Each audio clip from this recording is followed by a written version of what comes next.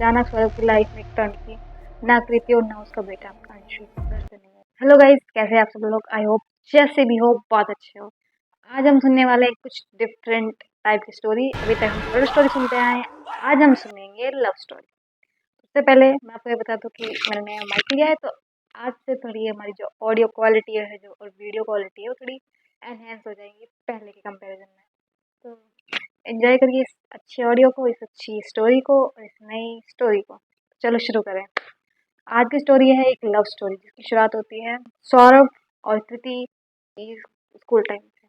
सौरभ और कृति जब स्कूल में थे तब से उनकी लव स्टोरी की शुरुआत होती है। तो कहानी की शुरुआत कुछ ऐसी होती है कि एक दिन की बात है जब गर्मियों की छुट्टियां पड़ रही थी। सौरभ अपने गांव से दूर एक शहर में रहकर पढ़ रहा था, क्योंकि इसमें जो गांव था उसमें बहुत ऐसी प्रॉपर अरेंजमेंट या फिर कहेंगे प्रॉपर स्कूल नहीं थे जहाँ पे वो ढंग से पढ़ सकते। तो वो शहर रह के पढ़ रहा था और गर्मियों की छुट्टियां थी, तो होली की छुट्टियों के लिए वो अपने गांव जा रहा था। स्टेशन जा ही रहा था कि टिकट काउंटर पर जब वो पहुंचता है तो देखता है कि टिकट काउंटर पे इतनी तगड़ी भीड़ होती है कि वो लाइन में बहुत पीछे खड़ा है और ट्रेन आने में सिर्फ 10 मिनट बची है। उसे ये पता है कि वो किसी भी तरह 10 मिनट में अपने टिकट काउंटर पर अपनी टिकट ले ही नहीं है। वो अपना दिमाग लगा रहा था क्योंकि उसे आज ही अपने गांव जाना होता है। वो अब वापस नहीं जाना चाहता क्योंकि स्टेशन से जहाँ वो रहकर पढ़ रहा होता है वो जगह बहुत दूर थी। वो दोबारा इस जगह वापस ट्रैवल नहीं करना चाहता था। तो वो बहुत दिमाग लगाता है कि कैसे वो इस 10 मिनट में ट्रेन आने से पहले अपनी टिकट ले लें। तभी उसे दिखाई देता है कि उसके जस्ट साइड में एक फीमेल लाइन लगी होती है जो भी टिकट लेने के लिए लगी होती है। उनमें एक लड़की होती है जिसे टिकट का फॉर्म भरने के लिए पेन चाहिए होता है, उसके पास पेन नहीं होता। सौरभ दिमाग लगाता है, वो अपना पेन उसे देता है और कहता है ये आप मेरा पेन ले लीजिए, पर आप अपने टिकट के साथ साथ मेरे नाम का भी एक टिकट ले लीजिए, ताकि क्योंकि लेडीज की लाइन कम है, आप जल्दी टिकट ले लेंगी और आपका काम भी हो जाएगा, मेरा भी काम हो जाएगा। वो लड़की कहती है ठीक है। जैसे वो हाँ करती है, सौरभ अपनी जेब से टिकट के पैसे निकालता है, उस लड़की को देता है और लड़की जल्दी ही टिकट काउंटर के मेन जगह पे पहुंच जाती है और टिकट ले लेती है। अब वो एक टिकट सौरभ को देती है, एक टिकट खुद की लेती है और दोनों भागते हैं क्योंकि सिर्फ अब ट्रेन आने में 1 मिनट बाकी है।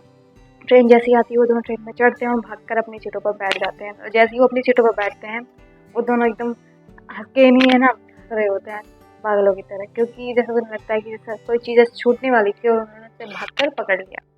और जिस सीट पर बैठते हैं वो बड़े खुश होते हैं कि चलो फाइनली हमें हमारी सीट मिल गई, वरना शायद अगर हम 1 मिनट भी और लेट होते तो ये ट्रेन चली जाती है, हमें अगले दिन का वेट करना पड़ता। अब उस ट्रेन के दौरान उनका जो सफ़र था अपने गांव का वो सेम ही दोनों जगह जा रहे होते हैं। उन्हें बातों बातों में पीछे पता चल जाती है। वो दोनों कहते हैं कि अभी तो 9 घंटे का रास्ता है, इतना क्या किया जाए। तो इतने वो उनके बीच बहुत लंबी बातें होती है। वो अपने स्कूल के बारे में, वो अपने जगह के बारे में बता रही होती है। ऐसे ऐसे करके नहीं करीब 6 घंटे बीत जाते हैं। अभी 3 घंटे बाकी है, अभी सुबह के 6 बजे हैं और अभी भी 3 घंटे बाकी है उन्हें पहुँचने। अभी कृति कहती है कि मुझे भूख लगी है, तो इतने में थोड़ी देर खाना भी आ जाता है। पर वो खाना सिर्फ एक जन का होता है क्योंकि एक जन ने ऑर्डर नहीं किया होता है, वो एक जने का होता है। तो वो कहता है चलो हम बांट के खाना खा लेते हैं। वो खाना बांटते हैं, खा लेते हैं और ठीक है। अब थोड़ी देर बाद बस उनका अब डेस्टिनेशन आने वाली, 3 घंटे पूरे हो चुके हैं और बस अब उनकी डेस्टिनेशन पे वो पहुंचने वाले हैं। दोनों अब धीरे धीरे एक दूसरे को कहीं ना कहीं पसंद करने लग जाते हैं क्योंकि वो इतने घंटों से एक दूसरे से बात कर रहे हैं, एक दूसरे के साथ हैं, तो उन्हें एक दूसरे के साथ बड़ा अच्छा लग रहा होता है। पर अब दोनों में से कहने की हिम्मत किसी की भी नहीं है। अब दोनों अपने अपने रैक से अपने अपने बैग उठा रहे होते हैं और बाहर निकलते हैं, पर किसी की हिम्मत नहीं कि वो सामने वाले से पूछ सके कि जो भी है, उनमें किसी में हिम्मत नहीं है। अब वो अपने घर पहुंच जाते हैं। जैसे ही सौरभ अपने घर पहुंचता है, 1 घंटे के बाद उसके फ़ोन पे फ़ोन आता है और उधर से कृति बात कर रही होती है। कृति कहती है कि मैं जस्ट अभी 1 घंटे पहले घर पहुंची हूँ, अपना काम सामान अनपैक करके मैंने सीधा तुम्हें कॉल किया। तो सौरभ कहता है कि तुम्हें मेरे पास नंबर कैसे पता? मैंने कहा मैंने तुम्हारे टिकट फॉर्म में जो कहा था, जब तूने अपना नाम और नंबर बताया था, इसलिए मुझे पता है तुम्हारा नंबर क्या है।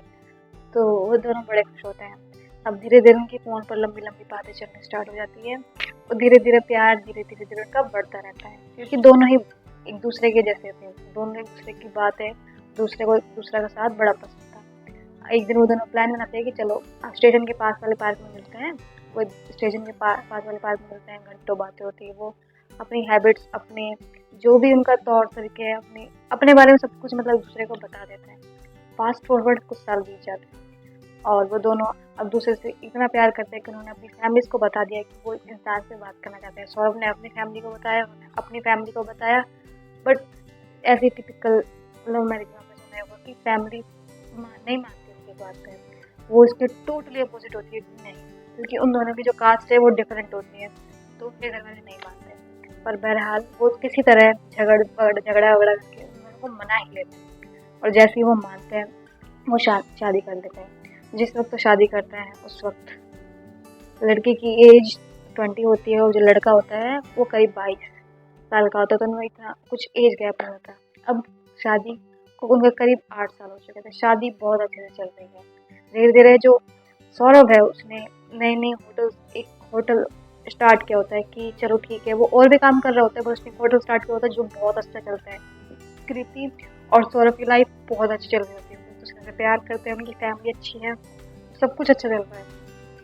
सौरभ ने एक होटल ओपन किया होता है। अब उस होटल के ब्रांच बढ़ा कर उसने 4-5 होटल कर लिए होते हैं, जो कि बहुत अच्छे चल रहे होते हैं।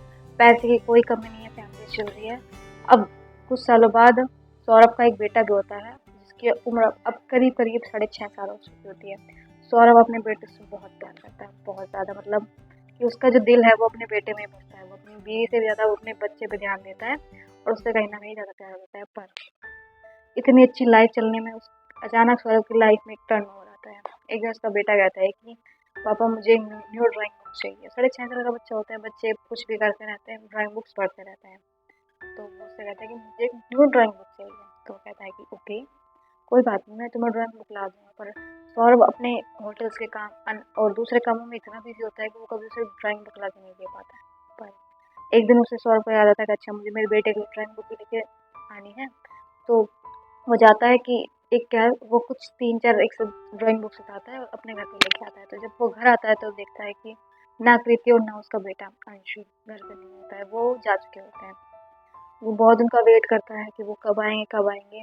और जब वो अपनी वाइफ कृति के पास फ़ोन करता है तो उसे पता चलता है कि कृति अब उसे हमेशा के लिए छोड़ के जा चुकी है, साथ में वो उसका बेटा भी उसके साथ ले जा चुकी है। और बाद में जो सौरभ को पता चलता है कि कृति को किसी और लड़की से प्यार हो गया, जिसके लिए वो उसे छोड़ के जा चुकी है, जिसको सौरभ बहुत अच्छे से जानता था, वो उसका बचपन का दोस्त था।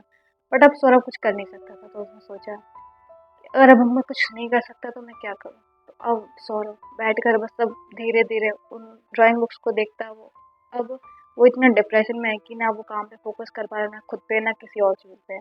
अब वो अपने बेटे से मिल भी नहीं सकता, तो बस वो घर जब भी जाता था उसे वो ड्राइंग बुक्स दिखाई देती थी। उसने सोचा कि चलो ठीक है, कुछ नहीं तो अब इन ड्राइंग बुक्स का ही कुछ किया जाए। और वो धीरे धीरे ड्राइंग बुक्स में कुछ ना कुछ कहानियाँ लिखना स्टार्ट करता है। वो कहानियाँ लिखता जाता है, लिखता जाता है। और वो कहानी इसलिए लिख रहा होता है कि वो अपने बच्चे को ये बता सके कि जब तुम यहाँ पे नहीं थे बेटा, मैं तुम्हारे को कितना मिस करता था। मैं जब तुम थे जब मैंने तुम्हें इतना टाइम नहीं दिया, पर अब तुम नहीं हो तो मैंने तुम्हें बहुत मिस किया है। इसलिए वो ये सोचकर बस वो कहानी लिखे जा रहे हैं, लिखे जा रहे हैं, लिखे जा रहे हैं। पर इतने साल बीत गए हैं, ना उसका बेटा है ना उसकी पत्नी। अब वो पूरी तरह अकेला है।